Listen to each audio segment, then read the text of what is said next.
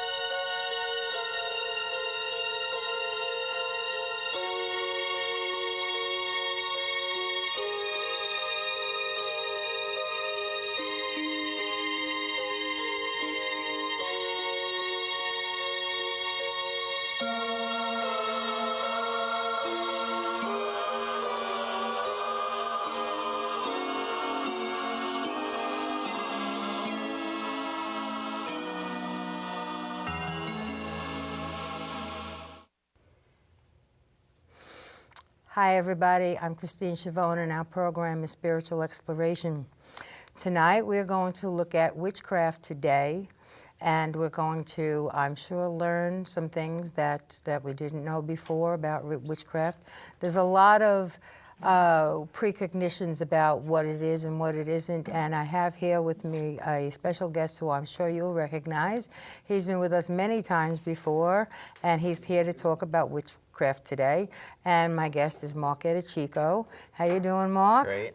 Great to have you on the show again. Thank you for having me. Tonight, we're going to talk about witchcraft today. We've done a few shows on witchcraft, and you've been present for most of them. Right. And today we might take a little bit of a different look than we have in the past. Absolutely. Because you've brought with you a DVD that will depict some of the things that we're going to talk about. First of all, you studied witchcraft. You're a high priest. Correct. And you studied witchcraft under Laurie Cabot, and she is the head witch in Salem. She's the official witch of Salem. The official witch of Salem. That is her official title? Yes. Okay. Anyway, she has been there how many years now? Many years, I'm sure. Since the early 70s. Really? Yeah. Has she been the official witch of Salem all that time? Yeah, since about 1975. Really? Yes. That's wonderful. I did meet her once back in 1991 when actually the night that the Halloween that the perfect storm happened. Right. And we were in Salem when that storm hit, and me and a few friends. And that was an experience, it really was, I'll tell you. And Laurie was there, it was Halloween night, and she was there, and they were having a party upstairs in a restaurant that my friends and I were having dinner in, and we did get to meet her and take a couple of pictures with her. Yeah, it was great, it really was. Anyway, so we do have, now you have brought with you the DVD, and the first part of it that we're going to see depicts an interview that you had with Laurie Cabot. Yes. And we're going to show that, and in that interview, the two of you kind of explain things about witchcraft. Then we're going to come back and we'll talk about what's going to come up next, Great. Which will be you actually conducting last Halloween's ceremony. Yes, for Snug Harbor. With your coven. Yes. Okay, very good. So, so now when did you study under Laurie? Well, I've been studying with Laurie for about 20 years now. Really? That's a Yes. long time. And I've taken classes up in Salem. In the early 90s, she'd also do classes in the city, so it was easier for me to get my degrees. There's actually 3 degrees in witchcraft. It's first, second, and third. Okay. Third makes you a high priest. And How long does it take to come along these 3 different? Traditionally, it's a year and a day for each degree. Really? Yeah, so it's lots of learning, lots of studying. Wow. And, I'm still learning today. Oh, well, Every day, it's I'm something sure. new. I'm sure. Of course. Yep. We don't all always know everything, No. right? And if somebody says they know everything, No. you know it's not true. That's right. You know it's Yeah. not true. Nobody knows that. We all learn until the day we die. Exactly. We're always learning. That's Yep. right. That's right. Well, you know what? Let's go into the first Roland, because in that you explain anything that I could talk to you about. Exactly. You and Laurie both explain. I watched it. You both explain what witchcraft is and what it isn't at this point. So let's see the first Roland so that we can show our audience exactly what we're talking about. Great. Okay. Whenever you're ready.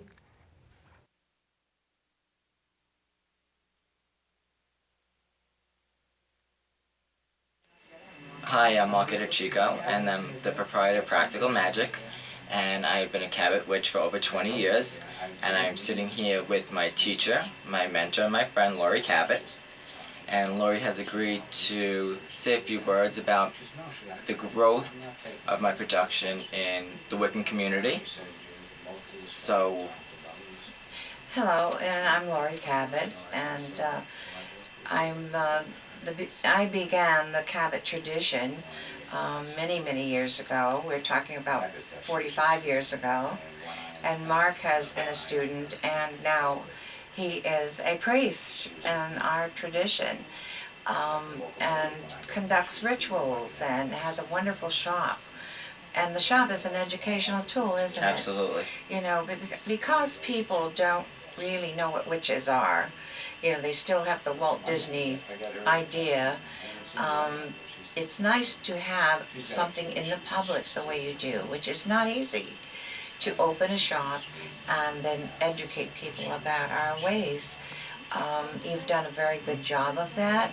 And in the New York area, that's an important thing, because there aren't any real shops other than yours. People come to you for all kinds of questions, don't they? Absolutely. And you're able to answer them.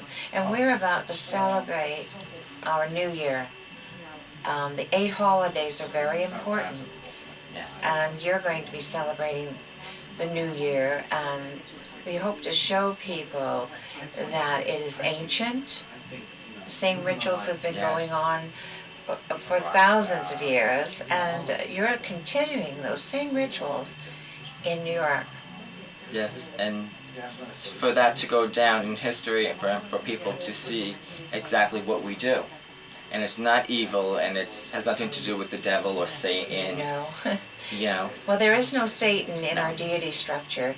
We're talking about Celtic history mostly. The Celts had no evil deities. We look at our gods and goddesses as our ancestors, and we bring them forth in every ritual. But especially at Samhain in October, because it's the new year. And that's the time between the veil between their world and our world is open. So we honor our ancestors. and the Samhain ritual that we're going to conduct, actually, we're going to call on our ancestors. And I always say there's 2 major important women in my life. One is my mother, who passed away 3 years ago. I know, I loved your mom. Thank you. And she helped me build my shop from the bottom up. Absolutely. She She's was very my supportive. inspiration. If it wasn't for her, I wouldn't be where I am today. And the second woman is you, because I look up to you as one of the strongest women that I've ever met in my life. Well, your mom was a wonderful mother to support Yes. in a society Yes. where people around you did not understand that what witchcraft was, Yes. which almost can be dangerous at times.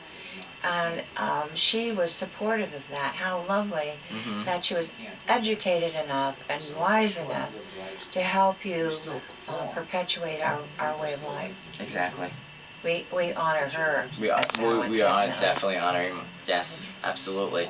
And the ritual you're going to perform, it will be enlightening, and it's for our posterity. You know, we hope that people who see this documentary will learn something about our ways. Laurie, from the 70s when you first started wearing your ritual robes and capes, have you found a difference in the year 2009? Has it been more acceptable now in Salem? Oh, it's in Salem. It's totally acceptable. They're used to us, and there Okay. are several witches who wear their robes also as a dedication to Yes. their goddess. And around the globe, most people have heard of us at Salem. The witches who live here and are a little more familiar with it, they're not as shocked, Right. you know, when they see someone in a robe in a cave. However, you know, in Middle America, Exactly.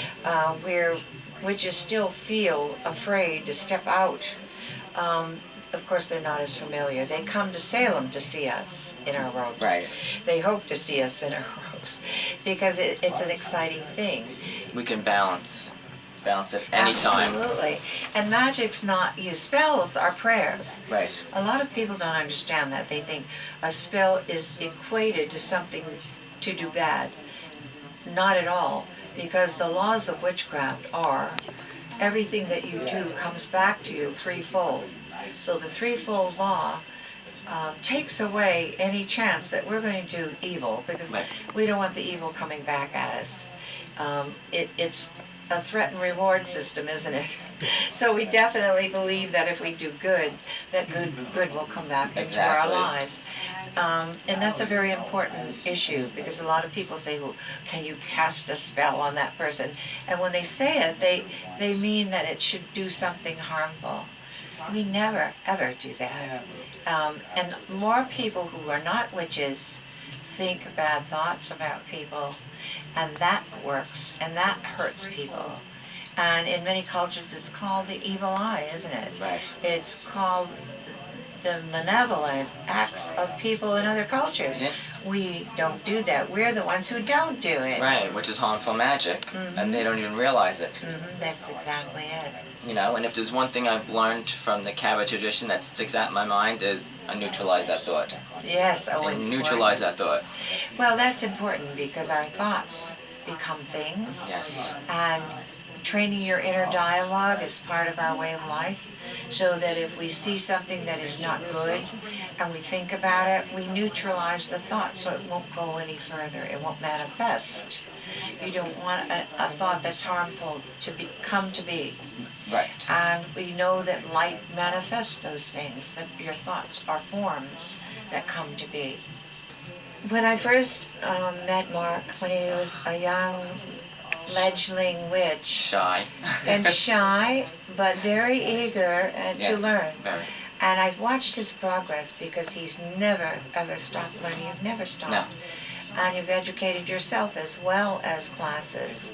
And you've lived your life as a witch, which is admirable. All those years, you have developed into a priest and a wonderful witch. Thank you. You're welcome. Thank you. I see witchcraft progressing. Because we don't recruit people, we still have the antagonists. Yes. But I thank you so much, Laurie, for taking the time. Thank you, it was fun. I hope this is educational and helps everyone. Oh, absolutely. Thank you. Thank you.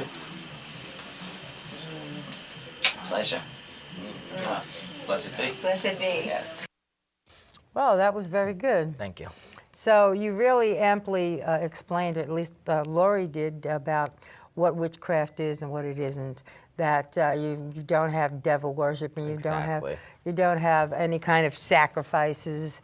That you don't make anything suffer for the craft, and that's something that I think that a lot of people think that might be going on, but we know it's not. Exactly. We live by one law, and that's do with that wealth and harm none. That's right. Which means, we could do whatever we want or any kind of spell we want, as long as we don't hurt any individual, Right. animal, Right. tree, plant. Right. Because we're very earth orientated. We're connected to the earth. Right. So it's the law of three. Whatever we set out comes back to us threefold. When you worship, is there any particular deity that you worship? Well, there's many different gods and goddesses. In my particular tradition, it's Celtic gods and goddesses, and my main goddess is the Morgan. And the Morgan is a warrior aspect, and she can shapeshift into a crow. So the reason why I picked her, because many years ago when I was first getting into witchcraft, I was very shy, I was very timid, and I needed that warrior aspect to come out in myself. So I always say she picked me. She helped me through a hard time in my life, and now I'm devoted to her. So she's my main goddess. That's very nice. Yes. Yeah, yeah. Oh, that's good. Now, last